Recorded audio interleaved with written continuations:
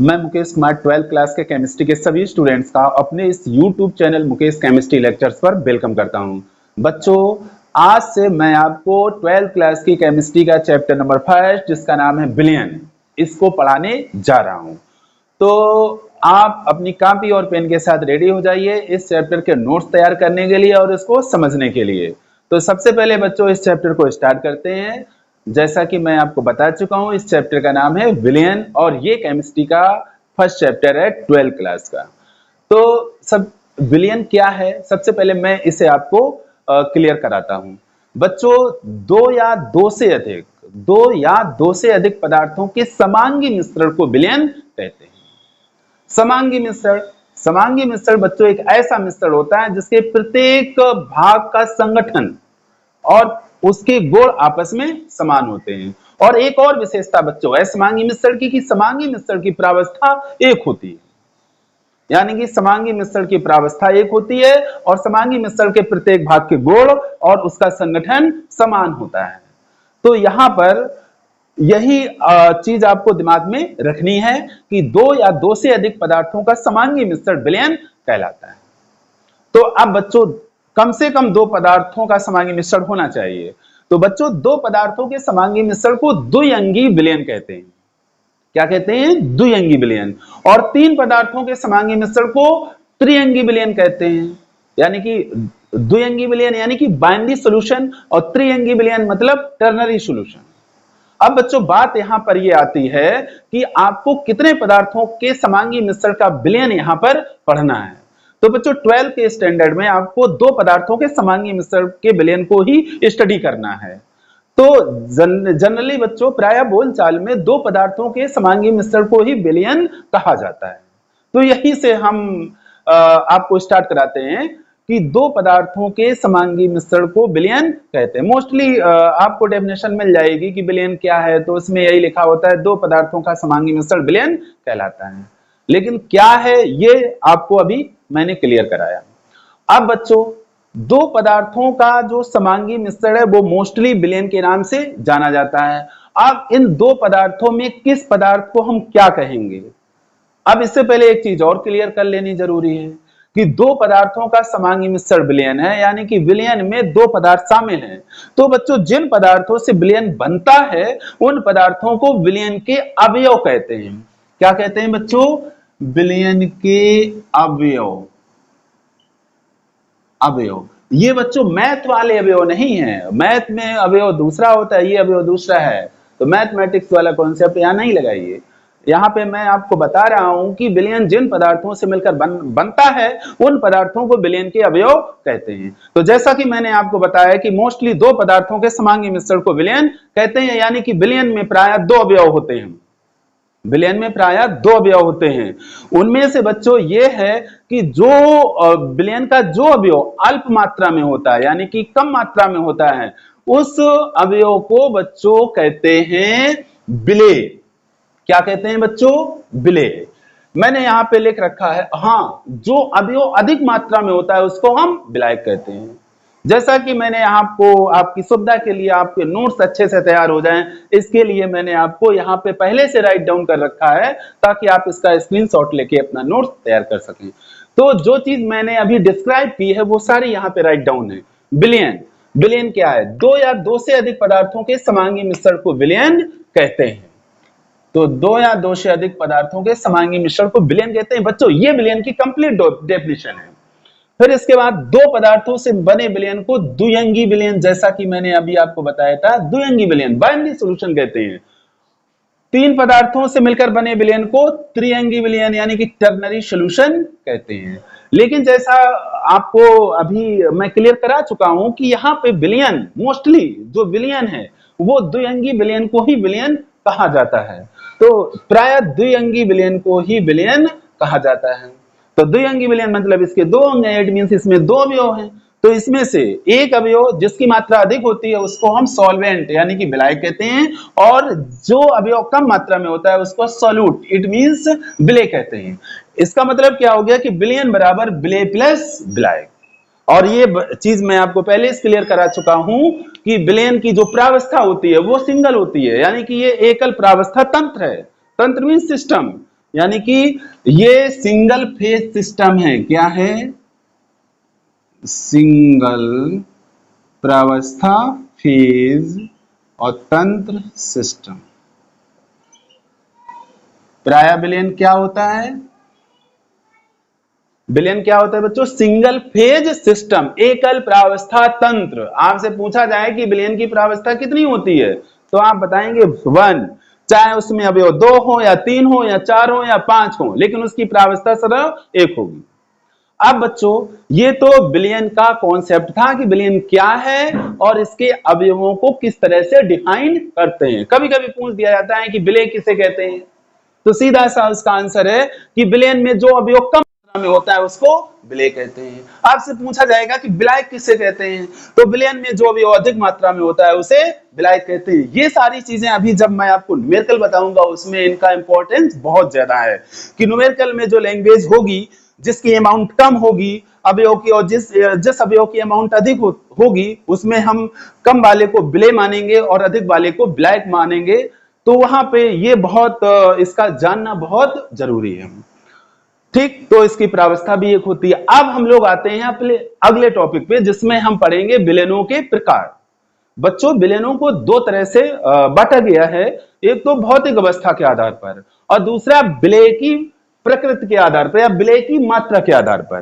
तो इन दो आधारों पर विलयन का वर्गीकरण किया गया है, पहला भौतिक अवस्था के आधार पर और दूसरा विलय की मात्रा के आधार पर। जब हम कहते हैं भौतिक अवस्था के आधार पर तो यहां भौतिक अवस्था होती है विलय और विलायक की, और दूसरा क्या है विलय की मात्रा के आधार पर कि विलय की मात्रा किस तरह की है उस आधार पर भी विलयन को डिवाइड किया गया है। तो बच्चों इतने अभी जो मैंने डिस्क्राइब किया है, इतना जो सिलेबस डिस्क्राइब किया है, इसका आप स्क्रीनशॉट ले लीजिए और कॉपी में से राइट डाउन कर लीजिए। इसके बाद आगे आपको कंटिन्यू कर रहा हूं।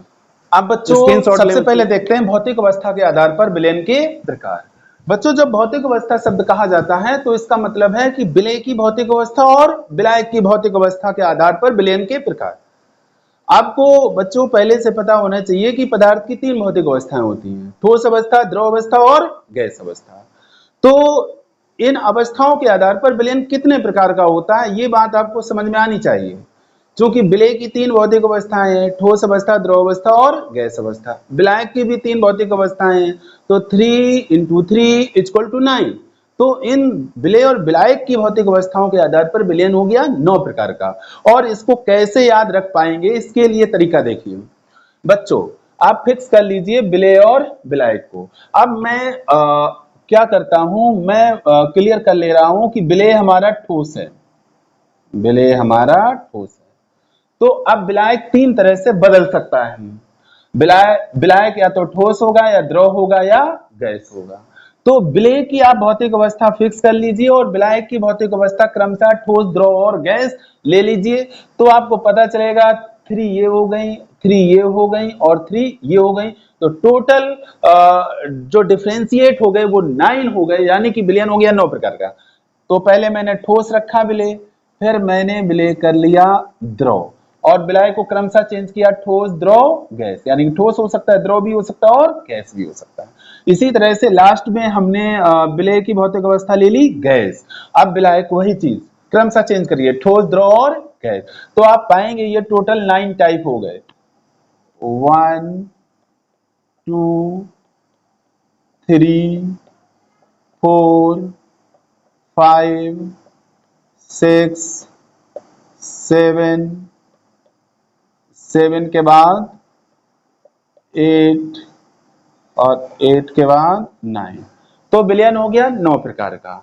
यानी कि विलय भी आप देख रहे हो ठोस, द्रव, गैस 3 ही टाइप का हो सकता है और विलायक भी 3 टाइप का हो सकता है। अब देखिए जब आपका विलय ठोस है और विलायक ठोस है तो इसका एग्जाम्पल क्या हो सकता है। जैसा कि बच्चों आपने पूर्ववर्ती कक्षाओं में पढ़ा है मिश्र धातु। मिश्र धातु क्या होती है, 2 या 2 से अधिक धातुओं का गलित विलयन होता है। धातुएं प्राय ठोस अवस्था में होती हैं। तो यहाँ पर क्या है विलय भी ठोस है और विलायक भी ठोस है। तो इसका एग्जाम्पल कोई भी दो धातुओं का मिश्र धातु आप बता दीजिए। जैसे मैंने लिखा है सोने में तांबा, यानी कि तांबे को गला लीजिए, सोने को गला लीजिए, दोनों को मिक्स कर दीजिए, तो इससे जो मिश्र धातु आएगी वो एक विलयन होगी, वो एक ऐसा विलयन होगी जिसमें विलय भी ठोस होगा और विलायक भी ठोस होगा। अब बात आती है, विलायक आपका द्रव है, लिक्विड है, और विलय आपका ठोस है। तो पॉपुलर एग्जाम्पल है चीनी का जल में विलयन, चीनी का जल में विलयन। और आपको इस 12th में इसी टाइप का विलयन आपको पढ़ाया जाएगा, जिसमें आपका विलायक द्रव होगा और विलय ठोस होगा। तीसरा, विलय तो ठोस रहा लेकिन विलायक हो गया हमारे गैस। तो आपने देखा है कि कपूर ठोस होता है, कपूर ठोस होता है। इसको जब आप गर्म करते हैं तो कभी लिक्विड स्टेट में नहीं चेंज होता है, सीधे गैसियस स्टेट में चेंज होता है। तो कपूर और गैस का जो विलयन होता है वो विलय ठोस और विलायक गैस का एक एग्जाम्पल है। ठीक है, आप देखिए विलय आपका द्रव है, विलायक ठोस है, यानी कि विलायक ठोस है और विलय द्रव है। तो सोडियम के साथ पारे का अमलगम। तो आप जानते हो सोडियम ठोस होता है और पारा एक ऐसी धातु है जो सामान्य ताप पर द्रव अवस्था में होती है। तो पारा यहाँ पर द्रव है, सोडियम ठोस है। तो ये इसका एग्जाम्पल है जिसमें विलय द्रव है और विलायक ठोस है। यहाँ विलायक सोडियम है और विलय है पारा, जो कि द्रव अवस्था में होता है। और देखिए सोडियम को जब पारे के साथ मिक्स करते हैं तो जो मिक्सचर बनता है उसको बच्चों अमलगम कहते हैं। क्या कहते हैं? अमलगम। ठीक, अब इसके बाद यहाँ पे विलय आपका द्रव है, विलायक द्रव है। तो आप सिंपल सा एग्जाम्पल, पानी को आप अल्कोहल में घोल दीजिए, जल में अल्कोहल, या दो लिक्विड आपस में मिला दीजिए, तो वो इस तरह का एग्जाम्पल हो जाएगा। अब देखिए विलय आपका द्रव है, विलायक गैस है, यानी कि गैस अधिक मात्रा में होनी चाहिए। तो आपने देखा होगा वायु में जब नमी मिक्स होती है, यानी कि जलवाष्प मिक्स होता है जब एयर में, तो इस तरह का विलयन बन जाता है। अब आइए आप 7 नंबर पर, आपका विलय गैस है, विलायक ठोस है। तो पैलेडियम, पैलेडियम एक धातु है जो ठोस होती है।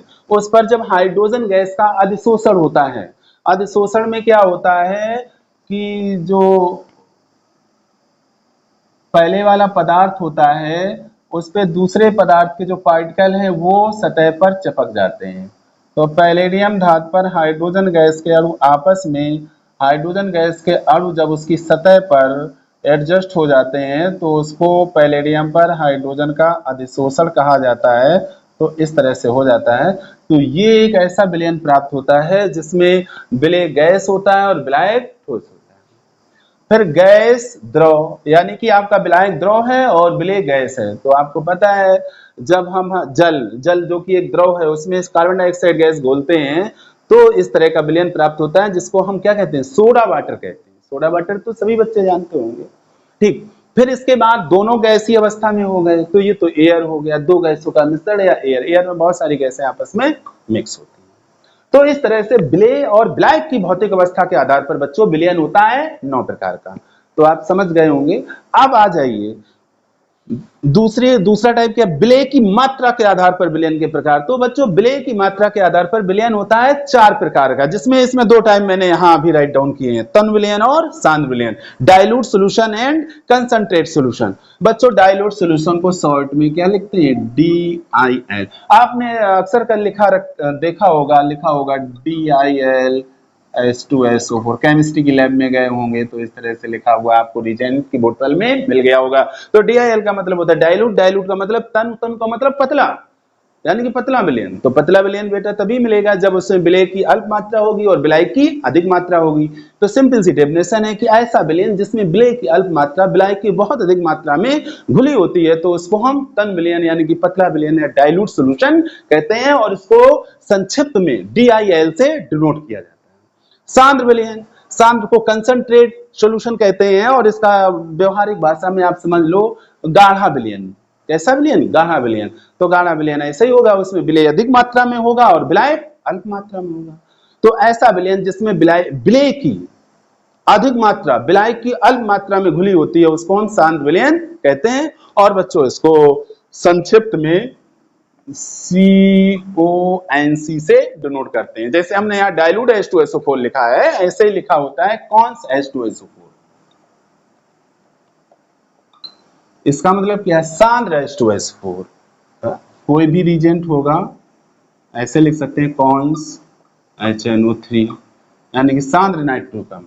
तो तनु और सांद्र।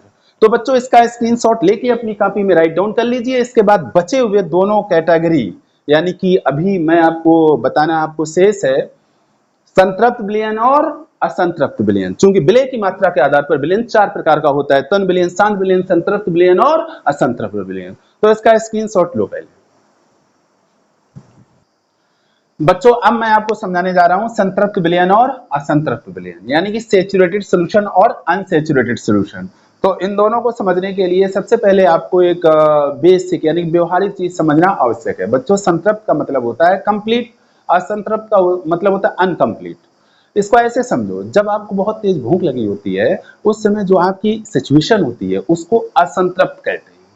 और जब आप भोजन करते जाते हैं और फिर एक ऐसी सिचुएशन आपको प्राप्त हो जाती है कि उसके बाद आप और अधिक भोजन नहीं कर सकते हो, तो उस समय जो आपकी सिचुएशन आती है उसको कहते हैं संतृप्त। ठीक, तो ये बात आपको थोड़ी थोड़ी समझ में आ रही होगी। अब यहाँ पर विलयन, जब संतृप्त और असंतृप्त विलयन को समझते हैं तो सबसे पहले ताप नियत कर लेते हैं, क्योंकि आपको पता है ताप बढ़ाने पर विलेयता बढ़ जाती है। ताप बढ़ाएंगे विलेयता बढ़ेगी और ताप घटाएंगे विलेयता घट जाएगी। तो यहाँ पे ताप नियत होना चाहिए, यानी कि निश्चित ताप पर यदि किसी विलयन में और अधिक विलेय घोला जा सकता है तो इसका मतलब है वो विलयन संतृप्त है। और अगर निश्चित ताप पर और अधिक विलय ना घोला जा सके तो इसका मतलब वो विलयन संतृप्त है। सिंपल सी बात है। देखिए, वह विलयन जिसमें निश्चित ताप पर विलय की और अधिक मात्रा ना घोली जा सके संतृप्त विलयन कहलाता है। वह विलयन जिसमें निश्चित ताप पर विलय की और अधिक मात्रा घोली जा सके उसको असंतृप्त विलयन कहते हैं।